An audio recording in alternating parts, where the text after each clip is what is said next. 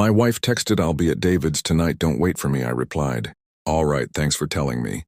Then I packed all her clothes into boxes and left them at David's door, her 3 a.m. frantic call. My name is Mia and I am going to tell you a story about how I learned that silence can be the loudest form of protest. Her text message illuminated my screen at 10:44 p.m. I'll be staying at Andrew's tonight. Don't wait up. No words of regret, no delay, just a declaration as if she were merely announcing she'd be late departing from her job. I gazed at the display until its brilliance faded, then I typed a single reply. Thank you for informing me. That was the final effortless breath she thought she would ever receive from me. We first connected 13 years prior on a drizzly college campus in Philadelphia, Pennsylvania. She possessed an umbrella and I did not. She tilted it in my direction, smiled, and inquired about which lecture I was missing. That brief act of compassion captivated me. She instilled in me a belief in true partnership. She encouraged me to establish a life built on fidelity. For numerous years our bond was unbreakable, or so I imagined. Vacations, dinners, jokes whispered beneath the covers. I would have asserted she was incapable of treachery. That was my initial error. Trusting that another person's devotion was guaranteed, hints began subtly. A sudden cautiousness with her cell phone. Laughter that did not belong to me emanating from behind a fastened restroom door. A scent I did not recognize lingering on her late-night garments. I attempted to rationalize these occurrences as job stress or a new acquaintance. I wanted to believe this was the truth. Then came the undeniable truth. A slip of a name when she was half asleep. Andrew. Not a colleague, not a relative. Andrew. I did not challenge her then. Confrontation grants power. Silence accumulates it. So I observed, I waited, I learned. I read her communications when she neglected to erase them. I identified the patterns of her fabrications, charting them like a tactical game. Wednesday evenings. Hypothetical work excursions that concluded at locales I had confirmed, and finally the communication she dispatched to me this evening. So blatant it almost provoked a chuckle.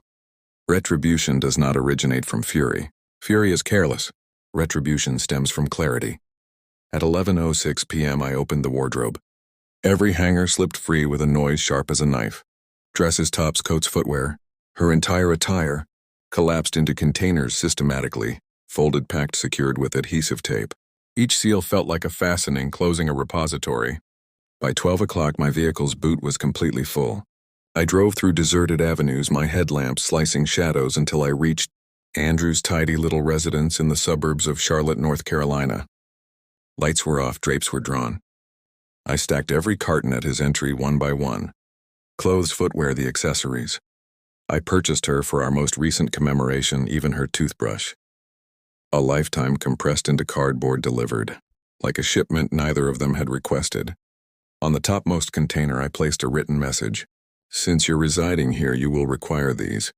I did not press the buzzer. I did not strike the door. I simply drove back to my house. The stillness surrounding me was intense. The first telephone call arrived at 3:08 a.m. Her name glowed on the screen. I permitted it to ring once more at 3:10. Then, eventually I answered. Her voice was fractured with terror. Where are my possessions? Why are my clothes at Andrew's? What did you do? I paused, allowing her to perceive the composure in my lack of response. Then I stated, I assumed you would be needing them. You informed me of your whereabouts. The quiet that followed was extended, more profound. I could almost hear her mind racing. The sudden comprehension of what Andrew must be, considering waking to find her spouse had delivered her possessions to his doorstep, the fissures in her flawless little daydream rapidly expanding. You degraded me, she murmured. No, I replied. You accomplished that yourself. I merely activated the illumination. Dawn arrived. She stumbled inside at 6 a.m., cosmetic smears on her face, her hair untidy. Not the woman who typically enjoyed coffee with me in the tranquil morning. She appeared smaller, vulnerable. She began with resentment accusations. I allowed her to expend her rage. Then she dissolved into pleased tears, streaming down her face. Pledges that the affair meant nothing, that she wanted us. I listened without expression. She continued speaking, searching for weaknesses in my determination, until she realized there were none. Finally, I slid a document across the table. Dissolution of marriage papers already prepared, already bearing my signature. Her identity was the sole empty space remaining. Her hand trembled. You engineered this. Yes, I responded, from the night I became aware. You presumed you were clever. I was merely patient. Andrew did not endure.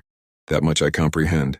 Gentlemen like him appreciate forbidden moments, not the accountability that follows. By the time she understood, the damage was irreparable. Her standing, her comfort, her security vanished. As for me, I did not yell. I did not plead. I did not strive to retain what had already decayed. I simply exited the dwelling I paid for the house I will shortly lawfully possess without her inside it. Sometimes people inquire if I regret not becoming volatile when I discovered the truth. If I regret not smashing her phone against the wall or yelling her deceit into the night. No, that would have made me insignificant, transient, forgettable. What I performed instead made me unforgettable. She will bear the recollection of those cartons on Andrew's portico longer than she ever held affection for him. And I bear absolutely nothing. Stay tuned with Home Exposed. Subscribe now for daily Reddit content.